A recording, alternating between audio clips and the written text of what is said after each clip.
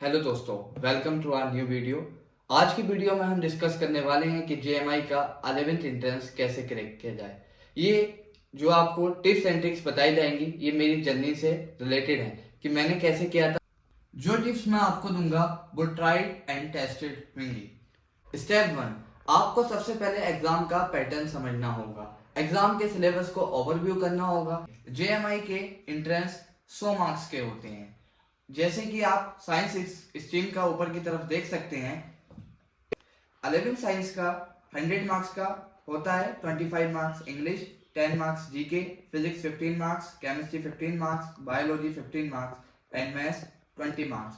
Total हो जाता है 100 मार्क्स। सिमिलरली कॉमर्स का English 25 marks, GK 10 marks, maths 25 marks and social science 40 marks and arts English 25 marks, GK 15 marks and social science 60 marks. Total हो जाता है 100 marks. आपको अब जामिया के पैटर्न का समझ में आ गया। अब आपको सिलेबस के बारे में, जामिया के अंदर जो क्वेश्चंस पूछे जाते हैं वो सिर्फ और सिर्फ 10th के ही सिलेबस से पूछे जाते हैं, 9th का सिलेबस से कोई क्वेश्चन नहीं आता। सेकेंडली बात करते हैं बुक्स की।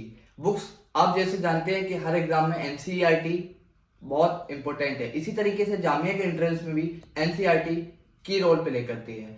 अगर हम बात करें तो जामिया के लिए science class 10th, maths class 10th and हमें जीके पढ़ना होता है and English. GK and English की कोई एनसीईआरटी नहीं आती, तो साइंस एंड मैथ्स के एनसीईआरटी पर हमें फोकस करना है। और अगर आप जीके की बात करें तो करंट अफेयर्स और जीके जो अनप्रिडिक्टेबल आता है, कोई फिक्स नहीं है, तो जीके को लेकर ज्यादा लोड ना लें।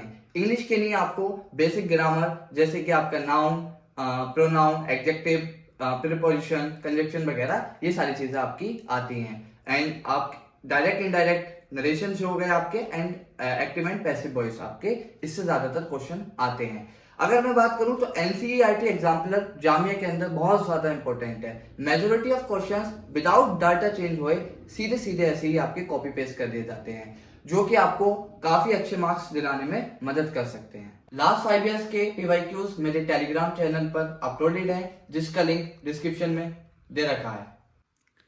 अब बात आती है कि हम टाइम मैनेजमेंट एग्जाम में कैसे करें। तो आपको टाइम मैनेज करने के लिए मॉक टेस्ट देने होंगे। आप किसी भी कोचिंग के मॉक टेस्ट ज्वाइन कर सकते हैं, ऑफलाइन या ऑनलाइन। अगर आप बात करें तो आपको जो टेस्ट है वो टाइम लिमिट के अंदर ही देने हैं, क्योंकि जामिया का जो एग्जाम होता है 2 घंटे का होता है। 2 घंटे में आपको 100 क्वेश्चंस अटेम्प्ट करने होते हैं। आपको अपना वक्त बचाकर मैथ की तरफ ज्यादा देना है ताकि आप एरर ना करें, क्योंकि जामिया में सारा खेल एक्यूरेसी का है। आपको साइंस में एंड इंग्लिश में एंड जीके में कम से कम वक्त में आप जितने ज्यादा से ज्यादा और एक्यूरेट क्वेश्चन कर पाए वो आपके लिए बेहतर रहेगा। हो सके तो पर वीक एक मॉक टेस्ट दें और लास्ट एग्जाम के 5 डेज पहले आप डेली मॉक टेस्ट दें, उसको एनालिसिस भी करें ताकि आपको अपनी गलतियां का पता चल सके और एग्जाम में वो गलतियां न दोहराएं। मैं टेस्ट के बाद एनालिसिस जरूर करता था, जो क्वेश्चन गलत हुए और साथ में जो क्वेश्चन सही हुए, क्योंकि अब कभी कभी ऐसा होता है हम कोई क्वेश्चन सही कर देते हैं तुक्के में, लेकिन फिर भी हमें उसका रीजन नहीं पता होता। जब हम एनालिसिस करते हैं तो हम उसका एक्चुअल रीजन पर पहुंच जाते हैं। तो एनालिसिस आपका बहुत ज्यादा इंपॉर्टेंट है।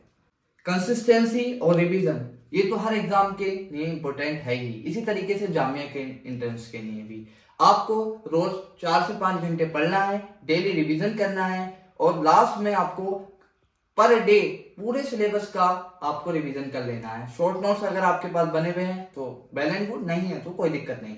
और आपको सिर्फ थ्योरी ही रिवाइज नहीं करनी है, रिवीजन थ्रू क्वेश्चन भी करना है। मुझे रिवीजन करने में सबसे ज्यादा मदद ऐसे मिली, जो क्वेश्चंस मेरे गलत हुए वो मैं सर्कल कर लेता था और लास्ट टाइम के लिए उनको मैं रिवाइज कर लेता था। रिवाइज करने का मकसद ये नहीं कि मैं उसका सिर्फ करेक्ट आंसर, मैं उसके हर एक ऑप्शंस को एनालाइज करता था कि ये है तो क्यों है, नहीं है तो क्यों नहीं है। अगर आप भी इसी तरीके से करना चाहें तो कर सकते हैं, आपके लिए भी ये काफी हेल्पफुल रहेगा।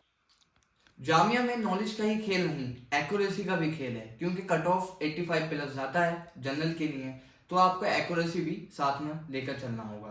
पेपर टफ नहीं आता, इजी टू मॉडरेट लेवल का आता है। आपको बस एनसीईआरटी पर फोकस करना है। इसके अलावा एनसीईआरटी एग्जाम्पलर आपका सिलेक्शन हो जाएगा इंशाल्लाह। आपको अगर कोई इन्फॉर्मेशन और चाहिए, कोई डाउट है, तो आप टेलीग्राम पर भी मैसेज कर सकते हैं, कमेंट बॉक्स में मैसेज कर सकते हैं। All the best for your study. आप लोग लगे रहें, उम्मीद है कि आपका रिजल्ट भी अच्छा आएगा। प्रिपरेशन करते रहें, टेंशन नहीं लीजिएगा, कॉन्फिडेंट में रहिएगा। और आप हमारी वीडियो अगर अच्छी लगी हो तो लाइक करें, शेयर करें, सब्सक्राइब करें। और वीडियो चाहते हैं तो कमेंट बॉक्स में जरूर बताइएगा। चलिए मिलते हैं अगली वीडियो में। अस्सलाम वालेकुम।